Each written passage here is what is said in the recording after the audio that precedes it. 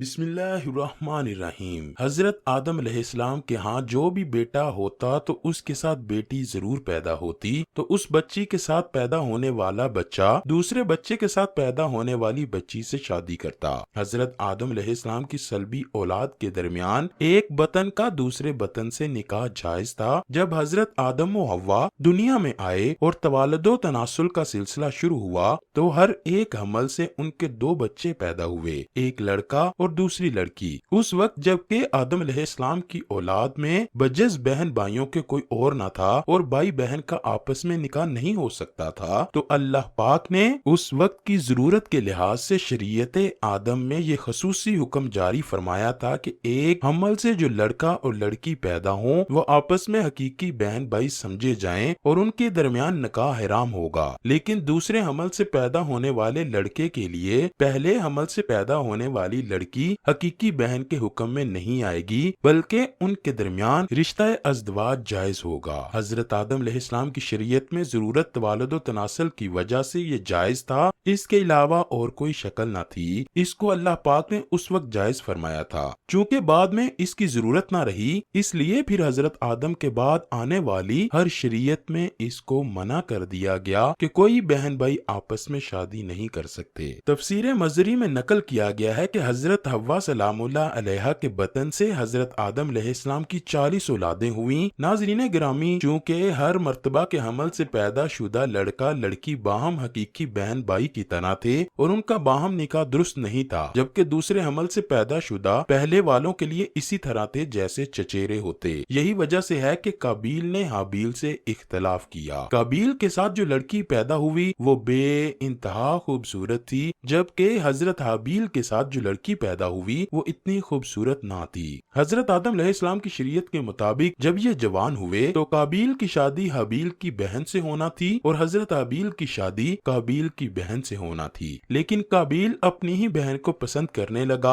اور وہ اسی سے شادی کرنا چاہتا تھا، جبکہ شریعت آدم میں اس کی ممانعت تھی، کیونکہ ایک ہی عمل سے پیدا ہونے والے بچوں کی شادی آپس میں نہ ہو سکتی تھی۔ لہٰذا جب یہ صورتحال زیادہ بگڑ گئی تو حضرت آدم علیہ السلام نے ان دونوں کو اللہ کی راہ میں قربانی پیش کرنے کو کہا اور بتایا کہ جس کی قربانی کو آسمان سے آگ آ کر کھا جائے تو سمجھنا کہ اس کی قربانی قبول ہو گئی۔ قابیل کھیتی باڑی کا کام کرتا تھا اور حضرت حابیل علیہ السلام بکریاں چرایا کرتے تھے۔ حضرت حابیل نے اللہ کے سامنے ایک بکری کا بچہ پیش کیا اور قابیل نے ایک گٹھا لیا اور اس کو اللہ کے بارگاہ میں قربانی کے لیے رکھ دیا۔ چنانچہ حضرت حابیل کی قربانی قبول ہو گئی، جس پر حابیل علیہ السلام کہنے لگے کہ میرے والد صاحب نے میری قربانی کو قبول ہونے کے لیے دعا کی ہے، جس وجہ سے اللہ نے میری قربانی کو قبول فرمایا ہے۔ روایات میں آتا ہے کہ حضرت حابیل علیہ السلام قابیل سے زیادہ جوان اور بہادر تھے۔ حابیل نے اپنے بھائی کو کہا کہ اگر تم مجھے قتل بھی کرو گے تو تمہارا مقابلہ نہیں کروں گا، میں چاہتا ہوں کہ قیامت کے دن تو میرے گناہوں میں شمار ہو کر آئے۔ پھر ایک دن قابیل نے غصے میں آ کر حضرت حابیل کو پتھر مار مار کر شہید کر دیا۔ حضرت حابیل کو قتل کرنے کے بعد قابیل بہت دکھی اور پریشان ہوا۔ قابیل اپنے بھائی کی لاش کو کندھوں پر اٹھا کر کئی دن گھومتا رہا کہ اب ان کا کیا کروں۔ پھر اللہ کے حکم سے دو کوے آپس میں لڑنے لگے، ان میں سے ایک کوے نے دوسرے کو مار گرایا۔ یہ سب کچھ قابیل دیکھ رہا تھا۔ کوے نے اپنے ساتھیوں کو مارنے کے بعد اس کو زمین میں دفن کر دیا۔ قابیل نے بھی کوے کو دیکھ کر اپنے بھائی کو دفن کرنے کے لیے ایک لحد کھودی جس میں حضرت حابیل کو دفن کر دیا۔ اس کے بعد قابیل اپنی سگی بہن اکلیمہ کو لے کر وہاں سے بھاگ نکلا۔ اس کی وجہ یہ تھی کہ شیطان قابیل کے پاس آ کر اس کے دل میں یہ ڈر ڈالتا تھا کہ تم نے اپنے بھائی کو قتل کیا ہے، اب تیرا باپ تجھ کو قتل کر دے گا۔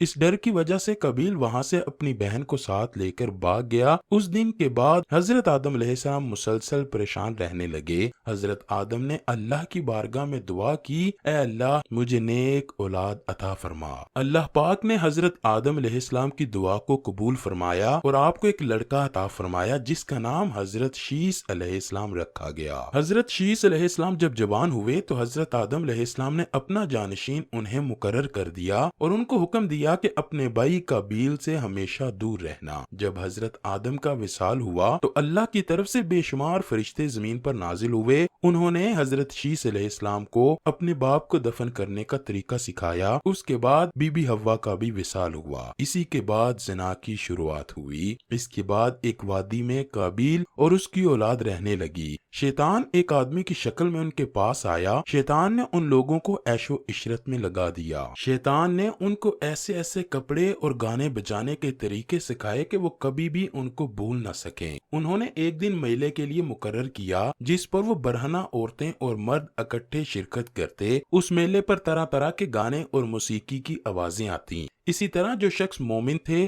ان کو بھی یہ آوازیں سنائی دیتی۔ ایک دن حضرت شیس علیہ السلام کی اولاد میں سے ایک مومن کے دل میں خیال آیا کہ میں یہ سب کچھ قریب سے دیکھنا چاہتا ہوں۔ وہ مومن اپنے ساتھیوں سے چوری وہاں سے نکلا اور قابیل کے لوگوں کے پاس گیا۔ اس نے دیکھا کہ قابیل کی اولاد بے حیائی اور فضول کاموں میں لگی ہوئی ہے۔ اس نے وہاں دیکھا کہ ان کی عورتیں بہت ہی خوبصورت اور حسین تھیں۔ اس حوالے سے روایات میں آتا ہے کہ حضرت شیس علیہ السلام اور ان کے ساتھی بہت ہی حسین و جمیل اور جوان تھے، جبکہ ان کی نسبت ان کی عورتیں زیادہ پیاری نہ تھیں۔ قابیل کی اولاد میں لڑکیاں تو بہت پیاری تھیں، لیکن ان کی نسبت مرد زیادہ حسین و جمیل نہ تھے۔ وہ شخص قابیل کی اولاد کی عورتوں سے بہت متاثر ہوا۔ اس کے بعد وہ واپس آ گیا۔ اس نے آ کر باقی مومنین کو بھی ان عورتوں کے بارے میں بتایا، اور ان میں سے جو کمزور ایمان والے تھے وہ قابیل کی اولاد کی طرف ہجرت کر گئے۔ اس طرح کافی حد تک مومن لوگ بھی قابیل کے فتنے میں داخل ہوتے گئے اور فضول کاموں میں شامل ہوتے گئے۔ اسی طرح وہ ایک دوسرے کی طرف مائل ہو گئے، جہاں سے زنا جیسے کبیرہ گناہ نے جنم لیا۔ روایات میں آتا ہے کہ حضرت شیس علیہ السلام کے ساتھ رہنے والے ساتھیوں کی تعداد بہت ہی کم رہ گئی تھی، جبکہ قابیل کا گروہ کافی مضبوط اور طاقتور ہو چکا تھا۔ وہ حضرت شیس علیہ السلام اور ان کے ساتھیوں کو اکثر تنگ کیا کرتے، ان کو طرح طرح کی تکلیفیں دیا کرتے۔ اگر دیکھا جائے تو زنا اسی وقت شروع ہو گیا تھا جب قابیل اپنی بہن اکلیمہ کو لے کر وہاں سے بھاگ گیا تھا، اور اس نے اپنی بہن کے ساتھ ہی اپنی اولاد کو جنم دیا۔